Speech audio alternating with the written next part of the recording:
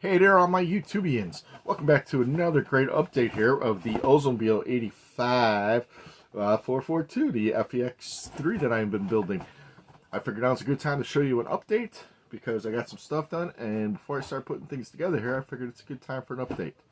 So, stick around because I'm going to turn the camera around here, and I am wearing a shirt, so this episode will be nipple-free, which is good because nobody wants to see that on me. Alright, let me turn you around. Alright, so with me still wearing a shirt, let me show you what I got here. So here's the chassis. We'll look at this first. I got the engine in, the radiator. It's missing a hose and the air cleaner, but we'll put those in here in a second.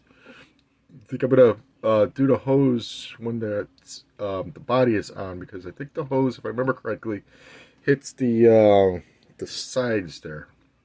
But we'll take a look at it. I got the wheels in. They got the weird little pegs that they have. Not a big fan of the way they have that here. Let me see if I get the instructions here. Show you. Here it is. It's got little metal peg that goes into the little hole behind the wheel, and then a little washer thing there that holds that in. So you need a dab of super glue, and of course you can't see it, but you need a dab of super glue to hold those in there, because it's like the metal on the plastic there and whatnot. So here's a good look at the rear suspension here. Looks nice. Looks good together. It all goes together very, very nicely. So that's a pleasure to work with. I enjoy that very, very much. Let me show you the body here. The body here, I painted it to Tamiya metallic black. This is over a silver coat. It's not the smoothest. You can see the back bumper there. Kind of had some, I think that's from the plastic itself, but that's okay. So we're going to get this polished up. We're going to put the yellow decals on it, the striping here, and this should look real nice here. Now once I get the lights and the turn signal markers all in, it's going to be real nice. So I did let me put this down here, the engine details here. So that yeah, it's coming out pretty cool. I do want to do another coat of white over the white there. Some of the black is kind of shining through, and there's a line right here that I kind of missed. I got to carefully get back, so kind of make that all even there. The battery, I did not do the interstate battery. I painted it flat black and put a red top on it this time. So instead of the normal green battery you see on my cars, this is a red top battery. So I'm thinking this is looking really good, and I'm really liking what's going on. So we'll put that off to the side. So that's going to look really good once that all comes together here. Then I got myself an interior. So the interior actually looks really good together here.